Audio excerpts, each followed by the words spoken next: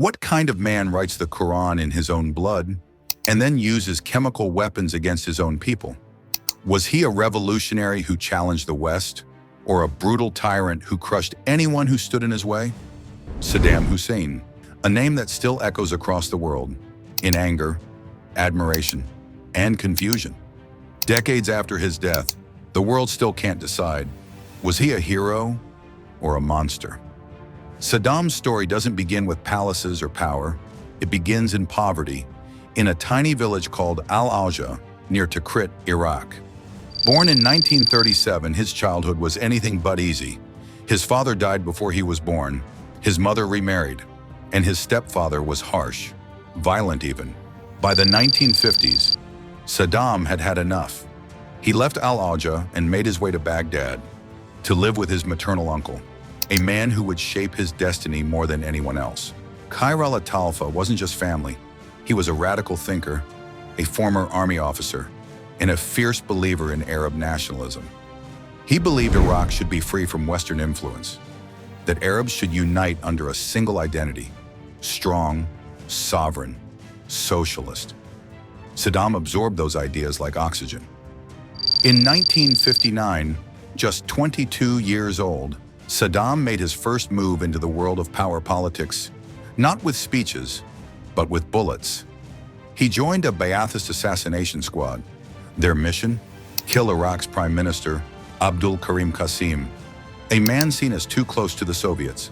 The plan was bold. The execution? Chaotic. As Qasim's car passed through Baghdad, gunfire erupted. Screams filled the air. Qasim was hit, but survived. Saddam took a bullet to the leg and fled, bleeding, limping, barely alive. He escaped to Egypt, protected by Nasser's regime. In Cairo, he studied law. The 1960s were a storm in Iraq. Coups came and went. Leaders fell. New ones rose. And through it all, Saddam waited. By 1968, when the Ba'ath Party seized control, he wasn't just a soldier anymore. He was the quiet force behind the curtain. He didn't become president that day, but don't be fooled. He controlled the intelligence agencies, the military, the whispers in the shadows. He was building something, a shadow empire. Then came 1979. President al-Bakr resigned, and Saddam stepped forward, and Iraq would never be the same. Days later, he summoned top Ba'ath officials to a televised meeting. One by one, he called the traitors. They were dragged out screaming. Some were executed, others disappeared. It was a message. He wasn't asking for loyalty, he was demanding it. At first, he built. Flush with oil money, Iraq flourished. Roads, schools, hospital, electricity, even in villages. Literacy soared. Women studied. In Arab capitals, his face was everywhere. Posters, murals, chants. To many people, Saddam was a symbol of Arab pride. But behind the pride was paranoia. Opposition vanished. Dissent wasn't debated. It was silenced. Then came his greatest miscalculation. 1980 Iran, fresh from revolution, unstable, vulnerable. Saddam saw opportunity. He feared Iran's Shia ideology might spread. He wanted to dominate the Gulf, and he wanted revenge. So, he struck. September 22, 1980, Iraqi forces invaded Iran. Tanks rolled, jets roared. Saddam promised it would be over in weeks. But Iran didn't fall. It fought back, fiercely. What followed was an 8-year nightmare. A trench war, a chemical war. Saddam deployed mustard gas, nerve agents, not just against Iranian soldiers, but his own Kurdish civilians. By 1988, more than 1 million people were dead. Cities reduced to rubble. Iraq was bankrupt. But Saddam couldn't afford to look weak. He needed someone else to blame. Another war, another enemy.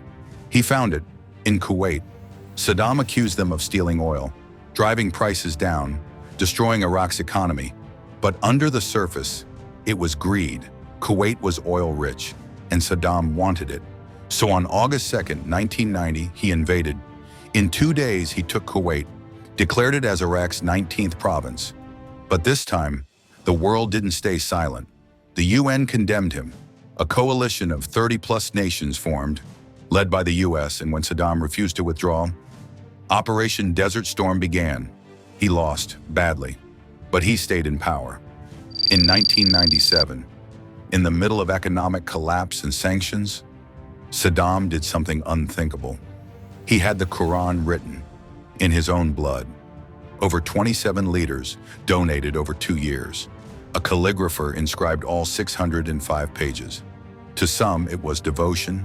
To others, blasphemy. He wrote novels.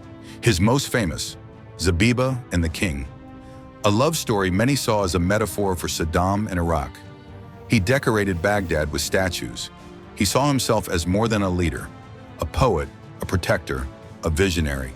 But those same hands that penned poetry signed orders that destroyed lives. In 2003, the US invaded Iraq again, this time claiming Saddam had weapons of mass destruction. None were ever found. But the war went on, and Saddam vanished until December 2003, when he was found hiding in a hole near Tikrit, disheveled, exhausted, powerless. He was tried in 2005, sentenced to death, and on December 30th, 2006, he was hanged. His final words, Allahu Akbar.